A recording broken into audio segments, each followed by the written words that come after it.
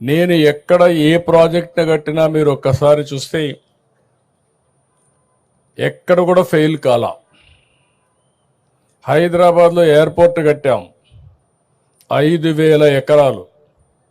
నేను డే 1 ఒకే మాట చెప్పాను, నేను చెప్పింది మీరు ఎయిర్పోర్ట్కి భూమి ఇవ్వండి, ఇక్కడ ఎయిర్పోర్ట్ కడతాం, లిబరల్గా కాంపన్సేషన్ ఇస్తాం, అది పక్కన మీరు కొనుక్కోండి, దీనికంటే 10 ఇంతలు రేటు పెరుగుతుందని చెప్పి చాలా స్పష్టంగా చెప్పాను.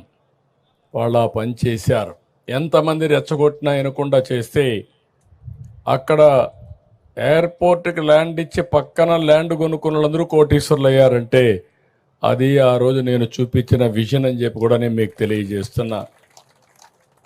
ఆ నమ్మకంతో మీరు ముందుకొచ్చారు. ముందుకొచ్చి దగ్గర ల్యాండ్ పూలింగ్ కాన్సెప్ట్ ఇది ప్రపంచంలోనే నూతనమైంది. ఎక్కడ ఏ దేశంలో కూడా సక్సెస్ కాలా. అలాంటి నూతనమైన విధానానికి ఆ రోజు నారాయణ గారు, శ్రావణ్ కుమార్ గారు, పుల్లారావు గారు కూడా ఉన్నారు. ఆ రోజు మంత్రి పుల్లారావు, స్థానిక శాసనసభ్యుడు మనం శ్రావణ్ కుమార్ గారు, నారాయణ గారు మంత్రి. మీ అందరితో నెగోషియేషన్లు చేశారు, మీరందరూ ముందుకు వచ్చారు.